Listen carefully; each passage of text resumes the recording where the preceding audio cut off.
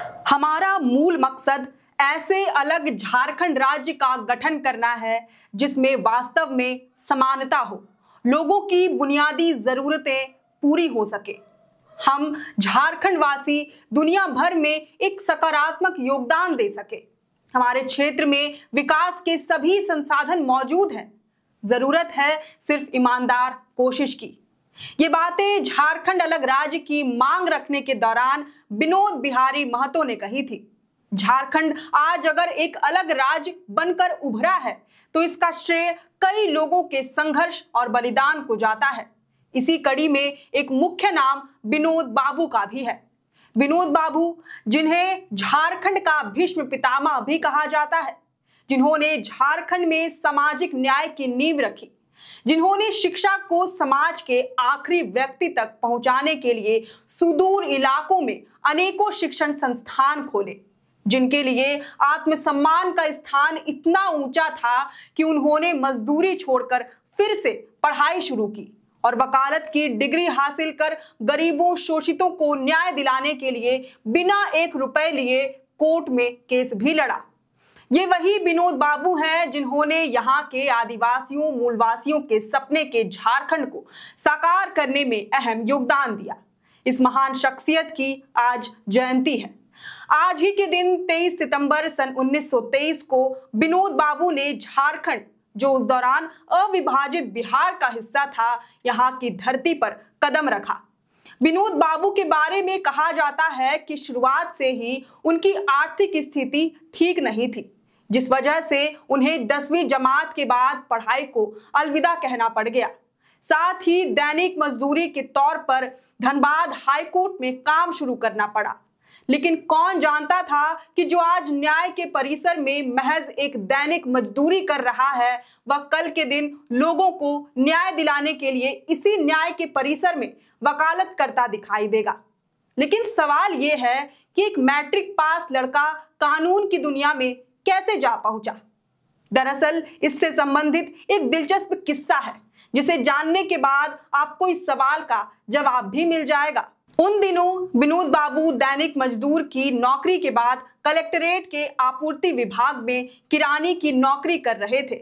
इसी बीच एक दिन कोई वाकया हुआ जिस पर भड़कते हुए एक वकील ने विनोद बाबू से कह दिया कि तुम कितना भी होशियार क्यों ना बनो, रहोगे किरानी ही, इसलिए जरा संभल कर बात करो। ये बात विनोद बाबू के आत्मसम्मान को इतनी चोट कर गई कि जो उनसे ना करने को कहा गया, उन्होंने वही करने की ठान ली।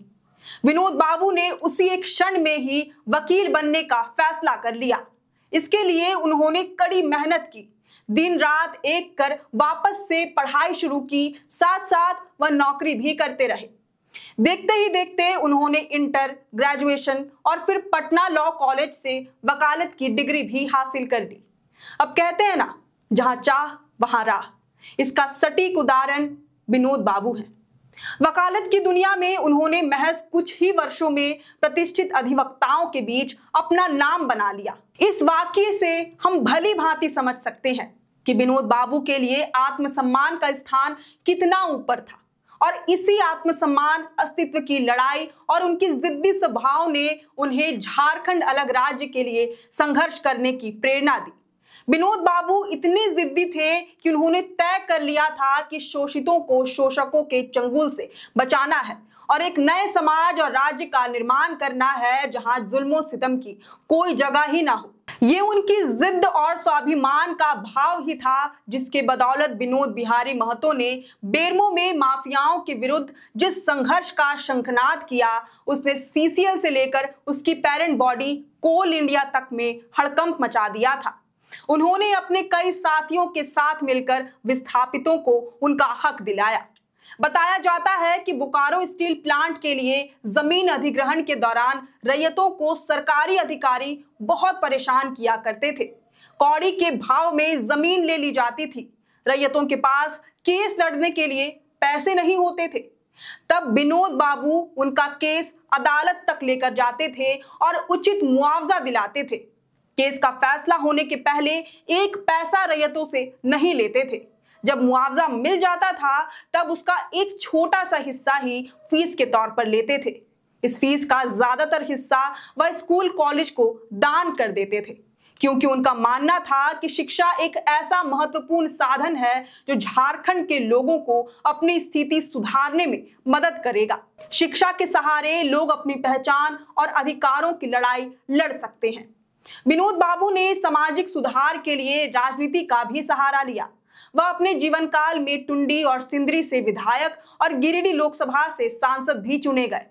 अपने जीवन काल में उन्होंने कई महत्वपूर्ण काम किए, जिससे आज उन्हें एक सफल कलमकार, रणनीतिकार, अधिवक्ता और समाज सुधारक के तौर पर याद किया जाता है। झारखंड आंदोलन को, जो पहले केवल आदिवासियों का आंदोलन कहा जाता था, विनोद बिहारी महतो के हस्तक्षेप के बाद इसमें गैर आदिवासी जुड़ पाए। 1971 से लेकर 72 तक उन्होंने कुछ स्कूलों और कॉलेजों को 4-5 लाख तक का सहयोग किया, ताकि ज्यादा से ज्यादा स्कूल खुल सके और समाज के सभी वर्ग के बच्चे वहां पढ़ लिख कर आगे बढ़ सके। शिक्षा के साथ साथ झारखंडी संस्कृति को आगे बढ़ाने में भी उनका अहम योगदान रहा है। वह इसके लिए आर्थिक सहायता भी प्रदान करते थे। अपने जीवन के अंतिम समय तक वह सामाजिक लड़ाई लड़ते रहे। आखिरकार 18 दिसंबर 1991 को दिल्ली के एक अस्पताल में इलाज के दौरान विनोद बिहारी महतो ने इस दुनिया से अलविदा कह दिया। लेकिन उनकी सोच, उनके विचार हमेशा के लिए अमर हो गए। उम्मीद है आपको विनोद बाबू के बारे में ये तमाम जानकारियां पसंद आई होंगी। अगर वीडियो अच्छी लगी हो तो इसे जरूर से लाइक और शेयर कर दें। हमारे चैनल लोकतंत्र 19 को फेसबुक पर फॉलो और यूट्यूब पर सब्सक्राइब करना न भूलें। हमारा एक और चैनल है द ग्राम सभा, उसे भी जरूर से फॉलो और सब्सक्राइब कर लें। फिलहाल लेते हैं अलविदा। जोहार।